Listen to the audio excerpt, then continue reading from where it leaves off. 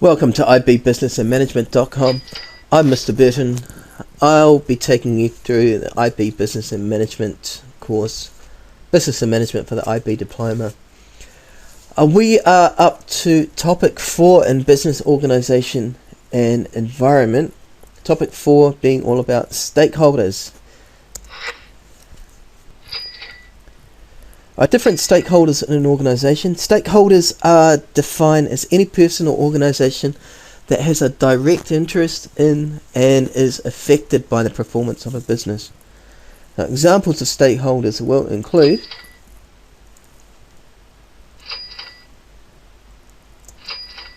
the owners, managers, government. Why is the government a stakeholder? Governments are concerned about the performance of a business. Governments receive company tax. Definitely the competitors, the rivals out there in the industry will be a different sort of stakeholder to consider. Investors, very interested and directly affected by the performance of a business. Suppliers, customers, and last but not least, employees. All different examples of stakeholders in a business. We need to make a distinction between internal and external stakeholders for the IB Business and Management Diploma course. Internal stakeholders the classic example are employees. Now, the staff of a business will have a stake and interest in the organisation they work for. Employees will likely strive to improve their pay, their wages and salaries, and other financial benefits. Their working conditions, such as the hours of work and the working environment, health and safety, job security, training and career progression opportunities are all factors affecting employees as an internal stakeholder. Shareholders, they will receive annual dividends. The share price will increase or decrease or remain stagnant depending on how well a business is doing. And they'll be interested in the security of their investment as well. They are not looking at the company to go bankrupt. They'll lose all the value of their shares. And the managers and directors, they will be after employment security, their salary and benefits offered, responsibilities given, bonuses paid.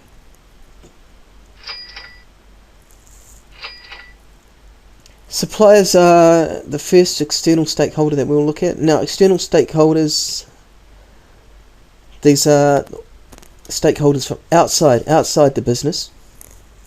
Suppliers, they'll be concerned about the speed of payment, level and regularity of orders, and their fairness of treatment. The government, they'll be looking at the jobs created by the business, the product quality, the service levels, and taxes being paid. Customers, they'll be after value for money, product quality, and concerned about service levels. And competitors, they'll be looking at the fairness of competitive practices, strategic plans of the business, how well the organisation is doing compared to what they're doing. Are we losing market share to this business? What new products are they coming up with? What new services? And special interest groups as well. So, for example, here we have banks and other creditors, so security of their loans and the ability of the business to repay them. Pressure groups that want to change a business's policy towards pollution or testing of chemicals on animals. And we may have community action groups as well, concerned about the local impact of business activity.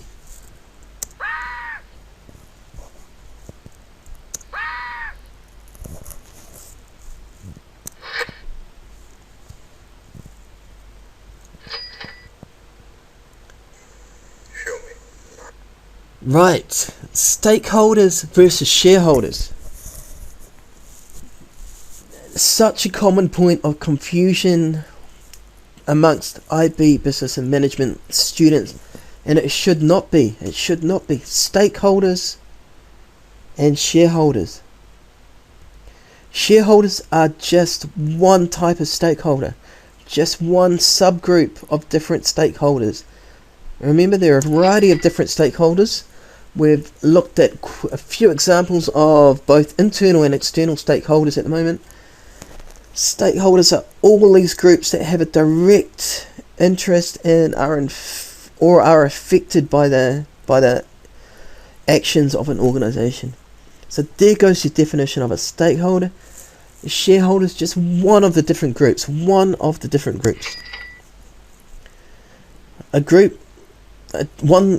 of stakeholders, the employees. One group of stakeholders, the local community. One group, the customers. Another stakeholder example, suppliers. Another one, managers. Shareholders is just another subgroup of stakeholders. Competitors, just another group of people who can be affected by and therefore have an interest in any action by an organisation. Shareholders are just another group. The group is the owners of a company. Just another group that fit the definition.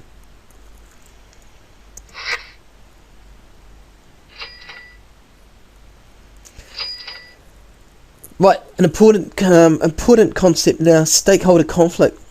Different stakeholder groups have various interests in an organisation. So, for example, employees will be concerned with their wages and salary rates, whereas the managers may be concerned with keeping costs down, which may involve keeping salaries and wage rates at quite low levels. The lower the costs, the lower the salaries, the greater the profit. So different stakeholder groups have various interests in an organisation. A pension fund with a large shareholding may be concerned with the long-term growth and value of a company. So they'll be looking for policies, objectives, aims in place that grow the company over quite a long period of time. Whereas the CEO may be concerned with maximising their quarterly profits. As this is how her job is evaluated. Every 3 months, the shareholders will be looking at the quarterly profits, seeing how well the CEO is doing. So we can call that a short-term versus a long-term conflict between the two stakeholders. The short-term, long-term conflict is one example of a conflict that can arise between different stakeholders. Another type of conflict that arises, we'll run you through the example. A government politician owns shares in a construction firm, and the firm would like to see a large government construction project coming its way. Now, this one is called a conflict of interest arising in the same stakeholder.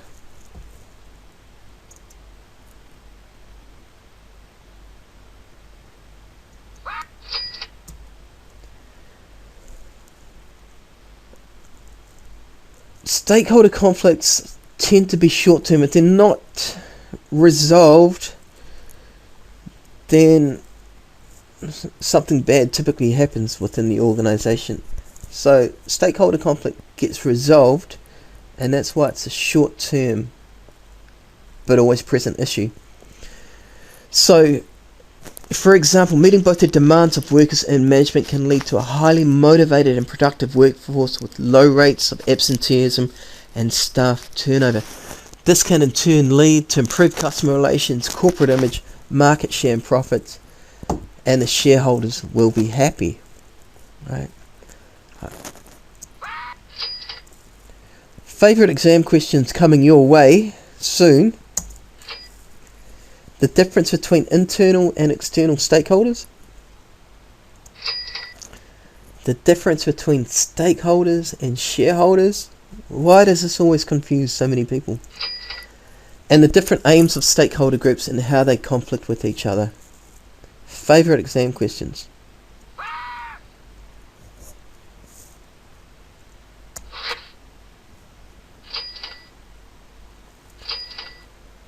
High level topic, resolving stakeholder conflict,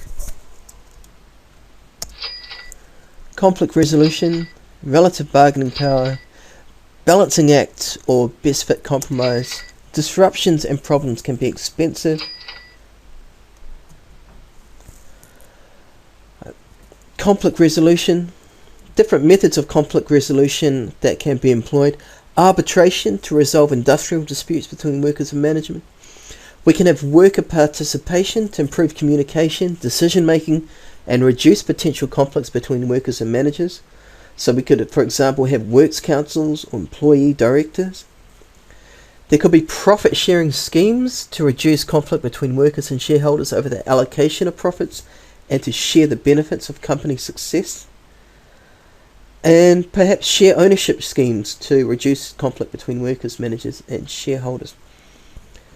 A relative bargaining power, some groups are going to have more power than others. Are the workers in a position of power to negotiate with? Or are they not?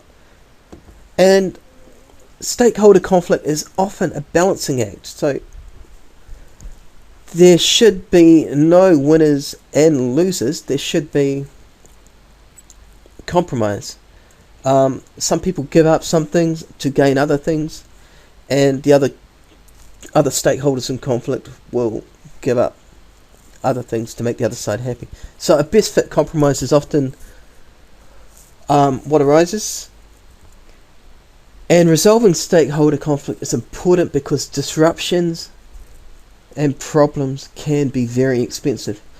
Think about workers on strike, factory shut down,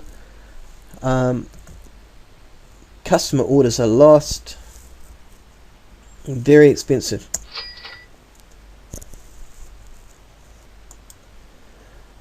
We've got a stakeholder mapping model which can be used to assess the relative interests of stakeholders in a business and also their relative power or influence on business behaviour.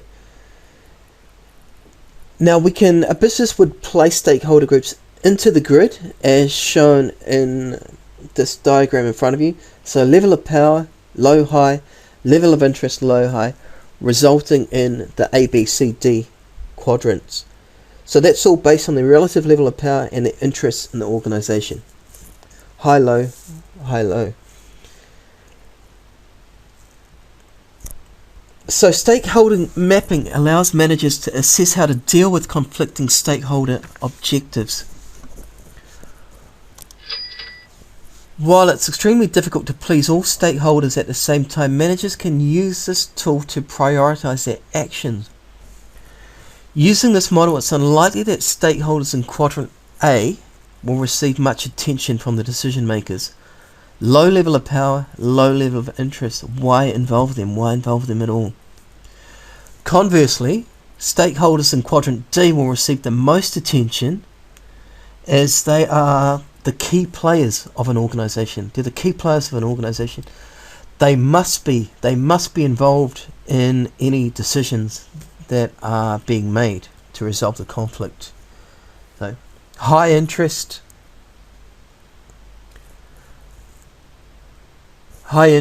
and high level of power. Key players definitely be involved. So this suggests that stakeholders in quadrant B need to be kept informed, and those in quadrant C must be kept satisfied, perhaps by consulting these stakeholder groups on key decisions.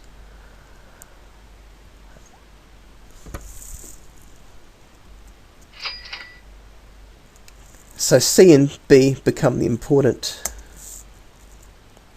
stakeholders to map out.